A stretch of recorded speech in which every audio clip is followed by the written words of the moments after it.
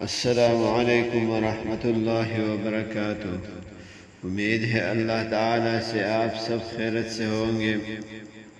سب سے پہلے YouTube channel subscribe کریں اگر سبسکرائب نہیں کیا ہے، اور مکمل ویڈیو دیکھیں، آپ کو نفع ہوگا۔ آج آپ لوگوں کے لیے حصول رزق کے بارے میں چند دعائیں ان پر عمل کرنا رزق میں بہتری ہوگی۔ پہلا عمل یہ ہے رزق کی تنگی دور کرنے کے لیے قرآنی عمل۔ نبی کریم صلی اللہ علیہ وسلم نے ارشاد فرمایا، جو شخص ہر رات کو سورۃ واقعہ پڑھے اس کو کبھی فاقہ نہیں ہوگا۔ حضرت ابن مسعود رضی اللہ تعالی عنہ اپنی بیٹیوں کو حکم فرماتے تھے کہ ہر شب میں اس سورت کو پڑھے۔ بخاری میں روایت ہے۔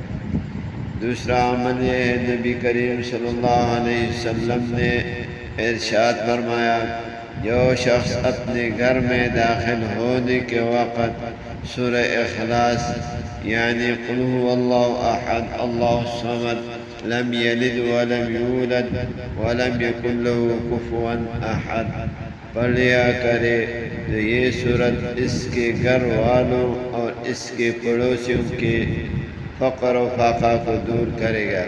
اخراج طبرانی دافع الافلاس۔ تیسرا عمل یہ ہے، ایک شخص نے آ کر نبی صلی اللہ علیہ وسلم سے فقر و فاقہ کی شکایت کی تو آپ صلی اللہ علیہ وسلم نے فرمایا، سبحان اللہ العظیم وبحمدہ سبحان اللہ العظیم استغفر اللہ۔ یہ کلمہ صبح کی نماز کے بعد 100 مرتبہ پڑھے گا تو دنیا ذلیل ہو کر تمہارے سامنے آئیں گے۔ اس طرح جو شخص کھانے سے پہلے اور کھانے کے بعد بھی ہاتھ دھوئے گا تو اس کا رزق زیادہ ہو جائے گا۔ ابن ماجہ۔ چوتھا عمل، حضرت ابن مسعود رضی اللہ تعالی عنہ فرماتے ہیں کہ جناب رسول اللہ علیہ وسلم نے ارشاد فرمایا، جس کو فقر و فاقہ لاحق ہو اور اس نے لوگوں سے مانگنا شروع کر دیا تو اس کا فاقہ کبھی ختم نہیں ہوگا، اور جس شخص کو فقر و فاقہ لاحق ہو اور اس نے اپنی حاجت اللہ کے سامنے رکھی تو اس کے لیے قریب ہے کہ اللہ تعالیٰ اس کو جلد رزق عطا فرمائے یا کچھ دیر سے۔ ابو داؤد و ترمذی۔ مال تجارت میں برکت ہونے کی دعا۔ پانچواں عمل یہ ہے، رسول اللہ صلی اللہ علیہ وسلم نے حضرت جبیر رضی اللہ عنہ سے فرمایا، کیا تو چاہتا ہے کہ جب تو سفر کے لیے نکلے تو اپنے ساتھیوں سے حال اور سہولت میں بہتر ہو اور توشیہ میں ان سے بڑھ کر ہو؟ انہوں نے عرض کیا، ہاں۔ آپ صلی اللہ علیہ وسلم نے ارشاد فرمایا، تم ان 5 سورتوں کو پڑھ لیا کرو، یعنی قل یا ایھا الکافرون لا اعبد ما تعبدون، یہ سورت پوری سورت۔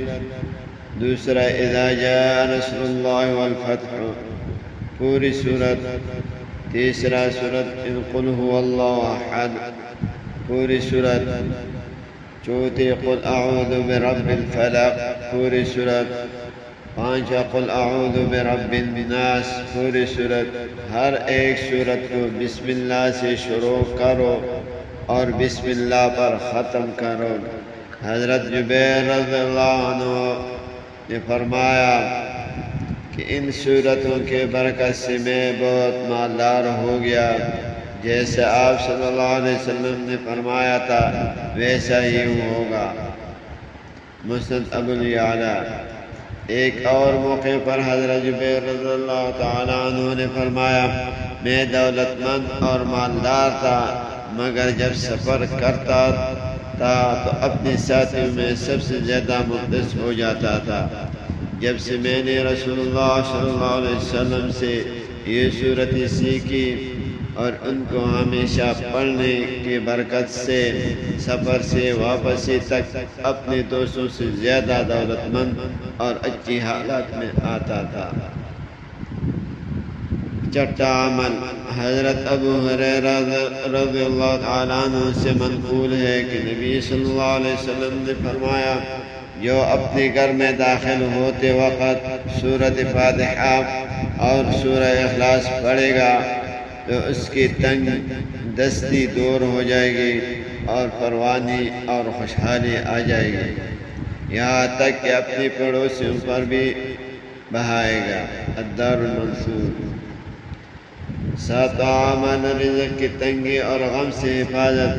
حضرت ابو ہریرہ رضی اللہ تعالی عنہ سے مروی ہے کہ آپ صلی اللہ علیہ وسلم نے فرمایا، جیسے اللہ رب العزت نعمت سے نوازے تو وہ الحمدللہ کثرت سے پڑھا کرے، اور جیسے رنج و غم سے زیادہ سابقہ پڑھے وہ استغفار پڑھا کرے، اور جس رزق میں تنگی ہو تو وہ لا حول ولا قوت الا باللہ خوب کثرت سے پڑھا کرے۔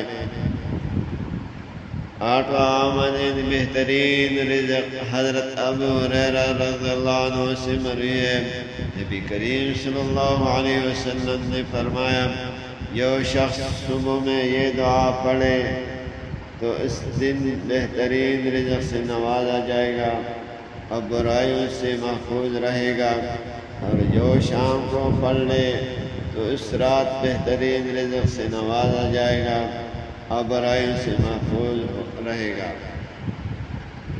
ما شاء اللہ لا حول ولا قوت الا باللہ، اشہد ان اللہ علی کل شیء قدیر۔ مال و صحت معاشی کی دعا۔ حضرت ابو ہریرہ رضی اللہ تعالی فرماتے ہیں کہ میں ایک مرتبہ رسول پاک صلی اللہ علیہ وسلم کے ساتھ چل رہا تھا کہ ایک پریشان حال، غربت و مرض کے آثار سے لبریز ایک انصاری سے ملاقات ہوئی۔ آپ صلی اللہ علیہ وسلم نے ان سے پوچھا، کیا بات ہے، ایسے حالات میں کیوں ہے؟ اس نے کہا، تنگ دستی اور امراض کی وجہ سے۔ تو آپ صلی اللہ علیہ وسلم نے فرمایا، میں تم کو ایسی دعا